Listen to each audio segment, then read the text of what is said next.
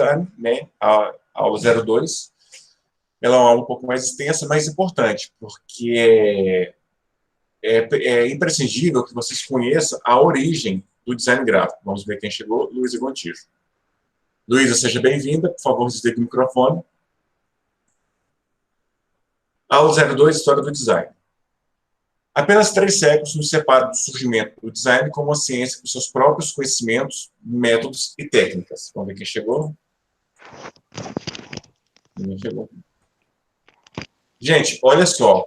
3 séculos, o que para nós é muito, não é? Imagina, nós temos 500 anos de Brasil, não é? 500 e alguma coisa. 300 anos para o desenvolvimento do design, para a gente criar formas, ferramentas, recursos que atendessem à humanidade. Imagina, nesses milhões de anos que a humanidade existe. Foi um período muito curto. Então, a gente só começou a entender e satisfazer as necessidades básicas do ser humano sob um projeto de design dos 3 últimos séculos. Não quer dizer, igual a gente está falando, não quer dizer que antigamente não havia design. Sim, existia a necessidade de você desenvolver uma solução ou projetar uma solução para atender as necessidades mais básicas, como eu falei no início da aula, sobre a ideia da cozinha, da agricultura, por exemplo. A enxada. A enxada não é uma ferramenta, houve um projeto para fazer enxada, mesmo que inconsciente.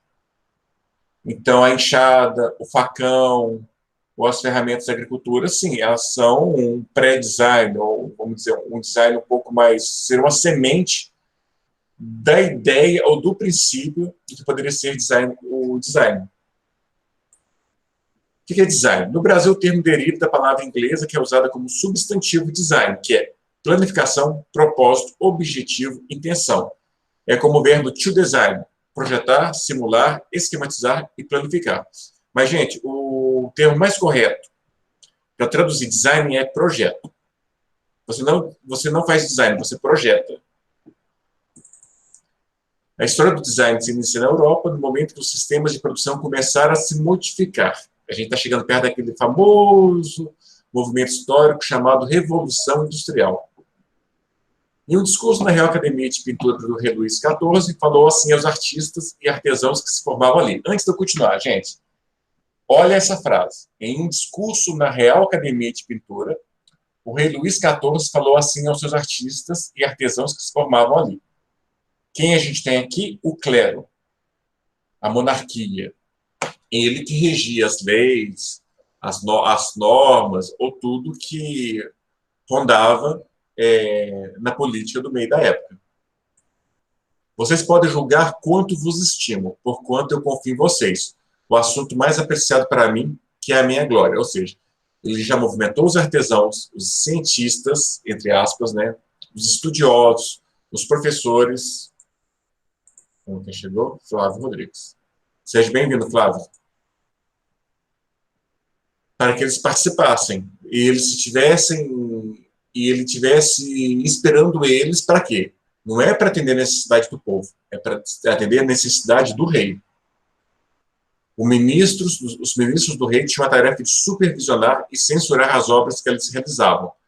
A Real Academia supervisionava todas as manufaturas reais sob rígidos critérios estéticos e políticos.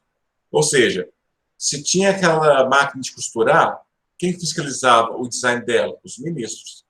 Se tinha uma carroça, uma carruagem, quem fiscalizava os adornos, o formato das rodas, a ergonomia da carroça? Os ministros. E ainda sem usar a palavra ergonomia, né?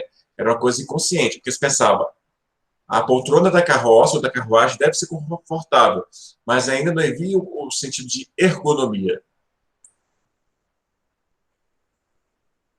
Por outra parte, nesse século, na França, surgiram também academias de livre associação, onde artistas, intelectuais e filósofos seguiam as tendências liberais com quais se propagaram os valores modernos de liberdade, individualidade e independência.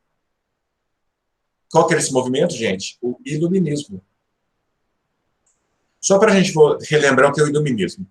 O Iluminismo, também conhecido como o século das luzes e ilustração, foi um movimento intelectual e filosófico que dominou o mundo das ideias na Europa durante o século XVIII, o século da filosofia.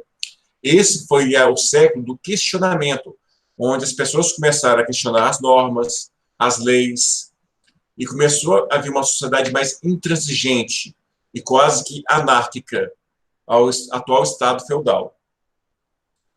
Como eu falei no início também, logo em seguida veio a Revolução Industrial. Gente, não se confundam. A Revolução Industrial ela tem dois períodos, tá?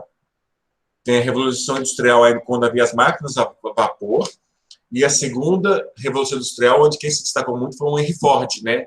Da Ford Motors. As fabricações necessitavam inventos mecânicos para um funcionamento eficiente. Um invento leva a outro. Desta maneira, os grandes inventos modernos se sucederam separados.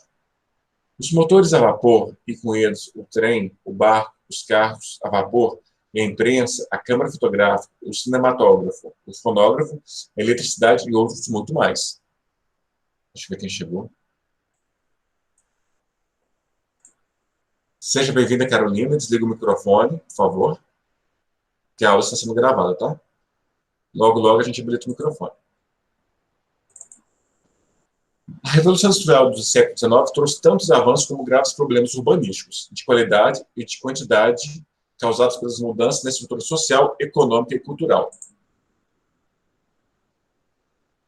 Gente, pensa o seguinte, o homem ele é ambicioso. A natureza do homem é ser ambiciosa, é querer poder, dominar, e ele utiliza dos recursos da natureza de forma muito impensada. A gente teve que é o caso de Mariana, da barragem de Brumadinho, né? E, ou seja, o ser humano ele é insaciável na forma de usar dos recursos naturais. Então, nesse processo, onde você atendia a burguesia, o clero, a população foi deixada de lado. A urbanização, os prédios, os processos arquitetônicos, eles ficaram em segundo e terceiro plano. Não era prioridade pensar na população. Era importante a população trabalhar pelos nobres, pelos reis. Olha só, as fábricas antigamente, lotadas, né? Quem estudou história nessa época sabe que os agricultores, os artesãos perderam muito espaço.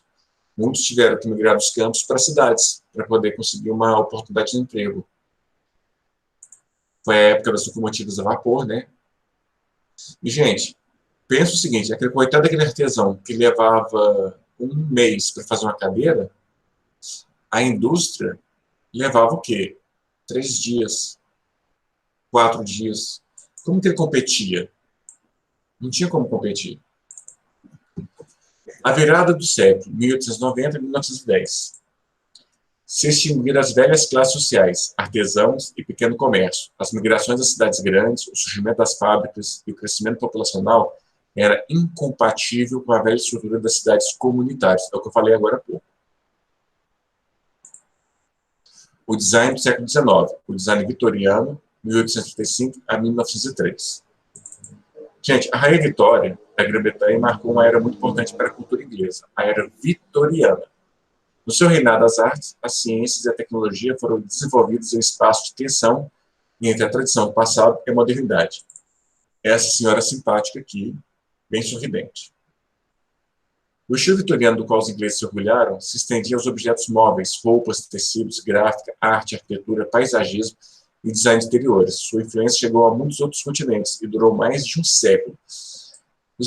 Para quem gosta muito de quadrinhos, RPG, existe aquele movimento chamado chama steampunk. Steampunk seria uma coisa medieval usando ferramentas a vapor. Então, existe um design dessa época que a gente vai mostrar daqui a pouco, para vocês conseguirem ver a referência. A ideia do design vitoriano, quem que ele atendia? Era o design requintado que atendia somente a alta classe, a burguesia. Novamente, o professor de vocês reitera. O povo é sempre colocado em terceiro e quarto plano. Eu nunca coloco em segundo, porque eu acho que o cachorro da burguesia, do feudo, do clero, estava aí em segundo plano. Primeiro o rei, depois o cachorro do rei, depois o povo. Movimento Arts and Crafts, artes e ofícios. Assim como para Husky e Puggin, para William Morris, o retorno aos sistemas dos Grêmios da Idade Média, o retorno à vida e contato com a natureza, eram as únicas saídas da alienação das metrópoles, da fria e artificiosa beleza do ferro, da produção industrial em série e da miséria causada pela exploração e pelo trabalho mecanizado das fábricas. Gente, o que eu quis dizer com isso? Vocês vão reparar daqui a pouco, quando eu mostrar algumas peças de arts and crafts, que para fugir um pouco desse ambiente frio e industrializado, começaram a se preocupar pelo conceito estético a ser implementado em algumas peças. Então, vocês vão perceber isso. Vou passar isso daqui. A missão social do movimento era dar solução aos males da Revolução Industrial, melhorar a qualidade de vida dos trabalhadores, levar a cultura a todos e restabelecer a união das artes e os ofícios perdidos desde o Renascimento. Agora que começou a pensar no operário, pensar na população. Agora que surgiu uma faísca de esperança. Gente, olha só, olha os detalhes, a ideia é referente à natureza, os passarinhos, as flores, as folhas. Eles tentavam trazer o ambiente do campo para dentro dos móveis, para o design dos móveis, dos maquinários, das ferramentas. Olha esse móvel aqui, os anjinhos, formas mais orgânicas, a ideia das folhas, estão vendo? Olha essa cadeira aqui, que deve ser muito confortável, né? Muito confortável. Deixa eu ver se alguém está com a dúvida, rapidinho. Chat aqui. Ah, não, Joilson, não está tela cheia mesmo. Não, porque fica mais fácil de mudar, entendeu? A apresentação. Então fica mais fácil de eu ver quem está precisando falar comigo e quem está vendo a apresentação, tudo bem? O movimento do Art Nouveau se iniciou na França e se expandiu por toda a Europa, convertendo-se em um estilo internacional. Em inglês se conhece como Modern Style, em espanhol e português como modernismo, em alemão como Jugendstil e em italiano como Liberty ou estilo floreado. Vocês vão entender por quê. Aqui vocês vão ter acesso a essas informações, a gente vai direto aqui à parte da ilustração. Olha essas formas, olha o trabalho orgânico, bonito, estilizado. A Coca-Cola usou muito esse elemento, esse tipo de estilo, nas primeiras campanhas publicitárias dela. É um estilo vitoriano. Gente, olha esse estilo aqui. Bonito, né? E olha como que a gente pega a forma aqui, ó, do estilo. Olha a ideia do traçado do cabelo. Com esse traçado aqui, estão vendo? A gente pode ver uma associação às formas, esse contorno mais sólido em torno da ilustração, tá vendo? Parece Sailor Moon, né? Olha o tanto que ficou bonito. Olha essa composição. A máquina de costura Singer, que foi uma das peças mais vendidas na história do comércio e que até hoje funciona com alguns cantos domésticos do mundo, são evidências do desejo de esconder a frieza do ferro e das máquinas com formas e ornamentos que lembravam a natureza. Ou seja, lembra, gente, que eu falei que eles estavam trazendo elementos da natureza para ser aplicado em móveis e ferramentas? Olha só. Quem me fala que a vozinha de vocês, a tia, não tinha uma dessa, hein? Minha mãe tinha uma dessa.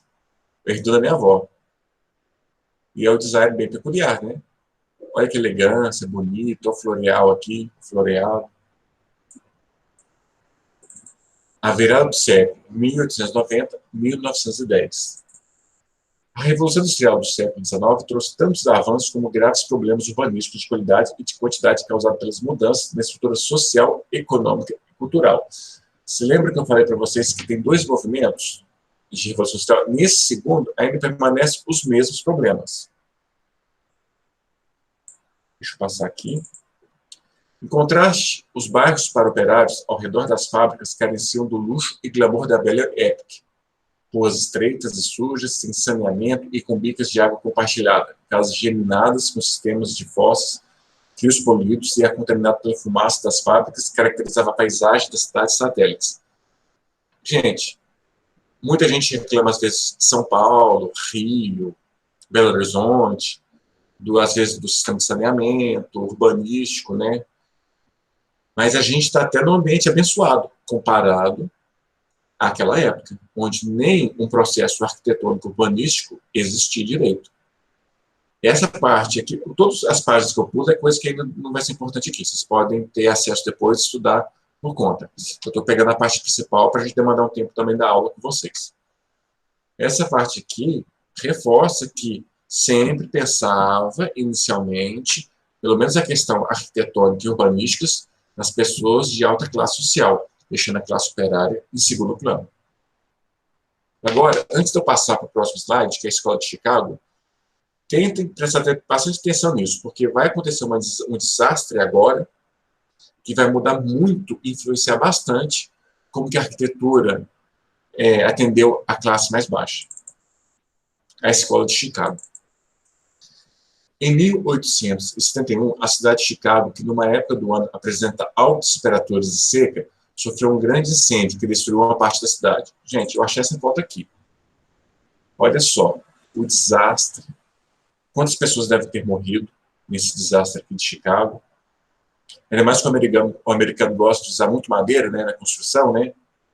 Mesmo para grandes obras, então deve ter, a madeira deve ter queimado, enfraquecido, né, por causa do fogo, e a estrutura de tijolos pesou em cima dela. Para a reconstrução, foi criado um plano de planejamento urbano que atraiu muitos arquitetos modernistas e que fizeram da Nova Chicago uma das mais importantes da América. Gente, há pessoas de bem e há pessoas que não pensam tanto pelo próximo. Houve, felizmente, pessoas dentro desse grupo arquitetônico que pensaram, porque já que a gente vai reconstruir, por que a gente não pensa no povo? Por que a gente não pensa na classe operária? Porque nós não desenvolvemos um projeto urbanístico que contribua para com essas pessoas. E foi isso que começaram a fazer.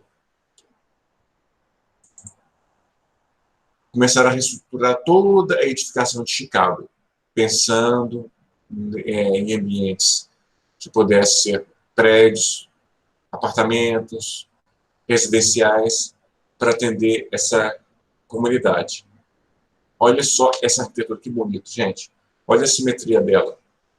Como que ela é muito bem trabalhada. Olha esse daqui, parece o prédio dos Caça-Fantasmas, né? Quem é mais novo não vai entender a referência, mas tudo bem. Bauhaus. Em 1890, a Alemanha acelera a industrialização para competir com a Inglaterra e a França. O clima político era fortemente nacionalista de muitos movimentos culturais e procurava-se uma linguagem estilística que fosse adequada ao prestígio da Alemanha. Gente, a Bauhaus foi a primeira escola de design do mundo. A primeira escola. Ela fomentou os primeiros designs, com os conceitos de cores, formas, design começaram a ser implementados, começaram a ser estruturados e surgiram as primeiras peças. Essa cadeira aqui é uma cadeira da Bauhaus. Ela não é ergonômica. Depois que o vídeo acabar, eu vou contar uma história engraçada sobre essa cadeira. Eu tive uma relação desastrosa com ela. E é caríssima essa cadeira. A logo da Bauhaus, bagunçada, né? Mas na época, revolucionária. Olha só as cadeirinhas da Bauhaus. Interessante, né? A combinação de cores. Gente, esse daqui é um senhorzinho muito simpático. Ele, infelizmente, faleceu faz 2 anos. O nome dele é Alexandre Vollmer. Ele foi o único brasileiro, primeiro e único brasileiro a estudar na Bauhaus. Ele demorou a ser aceito, ele foi muito persistente, e a Bauhaus agregou muito a ele. O Alexandre Vollmer, ele foi responsável por marcas grandiosas na história da propaganda brasileira, do design. Esses são alguns dos trabalhos que ele desenvolveu.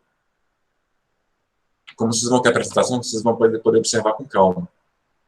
As próximas são bastante famosas, né? Olha, Philco, Papais, que é de cadeado, e o Itaú. O Itaú tem uma história muito interessante. Itaú, em tupi, significa pedra preta em tupi.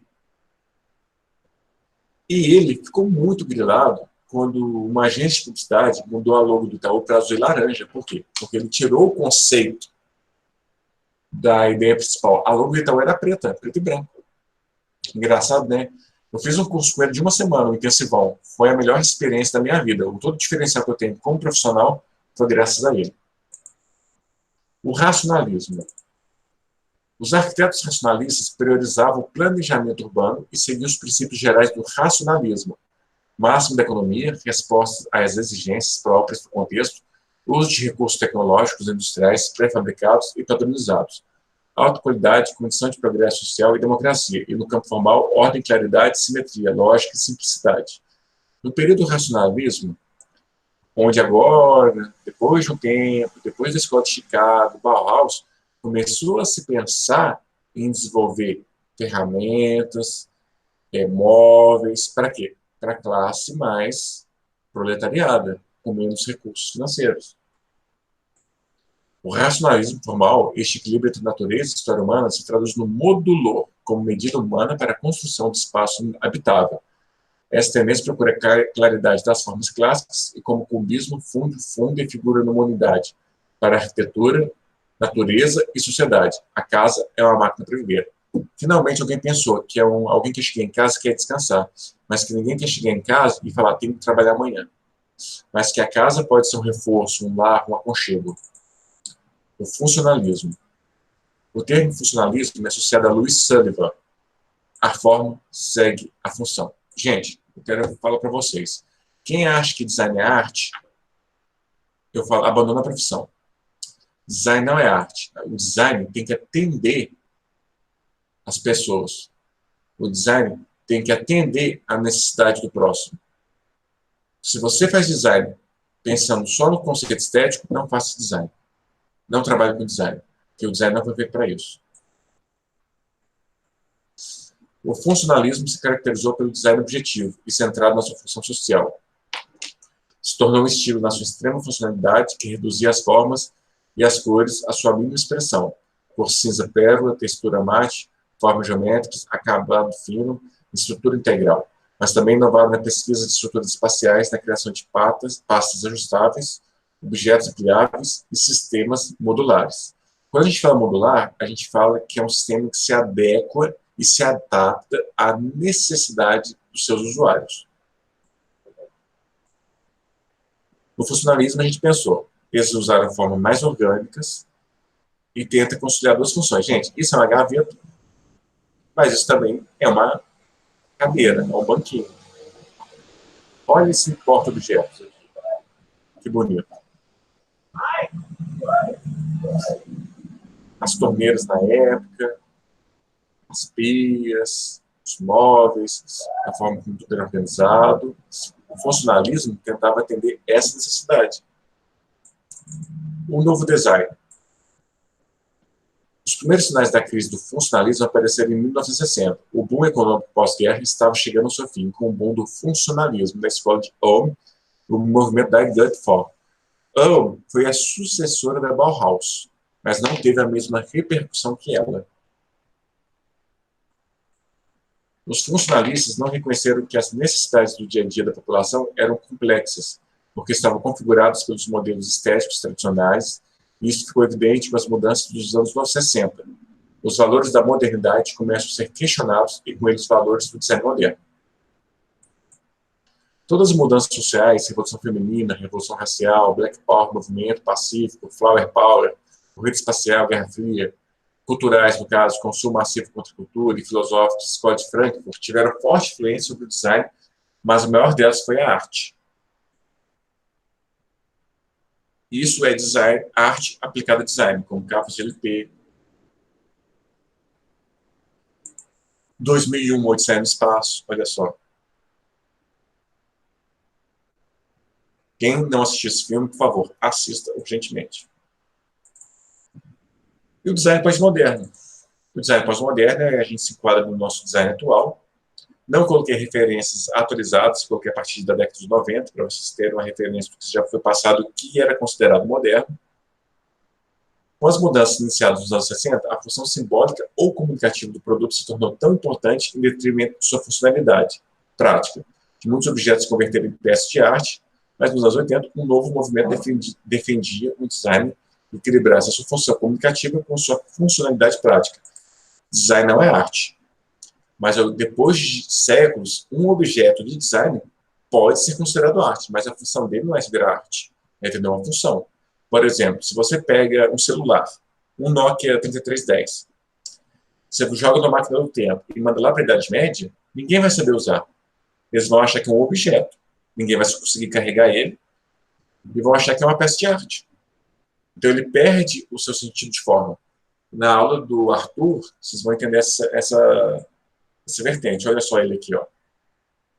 Se você pegar esse celular e jogar em uma outra época, ele perde sua função. Por quê? Você não vai conseguir falar, você não vai conseguir jogar, você não vai conseguir usar SMS, ele perde sua função.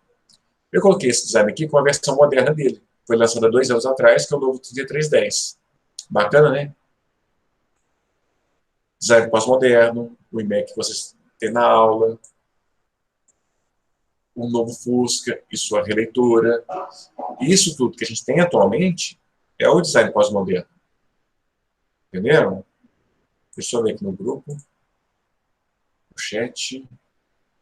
Ninguém com dúvida por enquanto, que agora a gente vai continuar a aula aqui. Certo. Gente, pode ligar